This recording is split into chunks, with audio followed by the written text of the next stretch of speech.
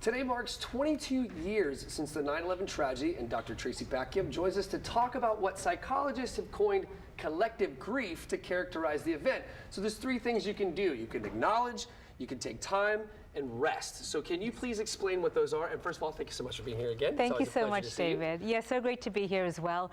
The first thing is to acknowledge, to recognize that this idea of collective grief, sometimes we feel bad, we feel embarrassed, we feel like it's not my grief, I didn't know someone, I didn't have any personal connection, why am I feeling sad? And so I think that first step is to recognize that collectively as a society, we do have a sense of grief, especially because today is a commemorative day. And so just that first step is to just acknowledge, to give yourself that space to recognize it's okay to feel sad, it's okay to feel grief, rather than trying to dismiss that emotion or trying to kind of push it down or tamp it down. Right, because everybody in one way or another, excuse me, was affected by that, right? So it makes sense that folks would have that collective sense of grief about it, even if you didn't know anybody there. So that's very interesting. So can you talk to us about taking time? Yes, and that leads us to the second step. Once you acknowledge that it's okay to have this sense of grief, put aside time, be intentional and say, you know what, the news is coming on, these images are kind of bringing something up in me. I'm just going to take 5 minutes, I'm going to take 10 minutes and just reflect, have that moment of quiet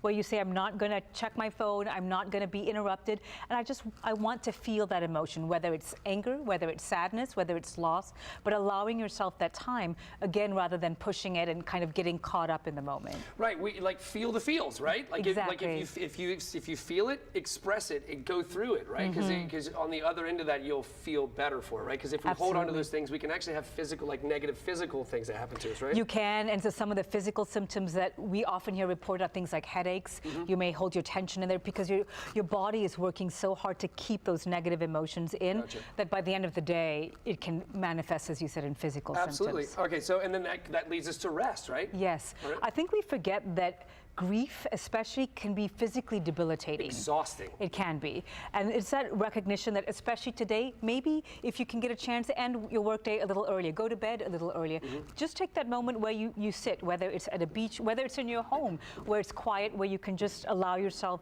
to have that physical rest, not just emotional rest. So, so is there anything else that you'd like folks to know about like collective grief? Because it is really interesting because we all experience loss to some degree or another personally and things like that. It is a weird situation to feel grief for something that you may not have even actually been a part of. Yes, and I think it actually speaks to the sense of society, to belonging. And rather than feeling negative about it, like I wasn't there, I didn't know anyone, look at it as a positive. I am part of this society, I'm part of this community, and it's okay to feel grief together with everyone else. Excellent. Thank you, Dr. Packiam. Thank you so very much for being here. I love it when she's on the show. She is amazing and incredibly talented and intelligent woman. So for now, we're going to send it over to Jordan. Yes, we always love having you on. Thank you so much. All right.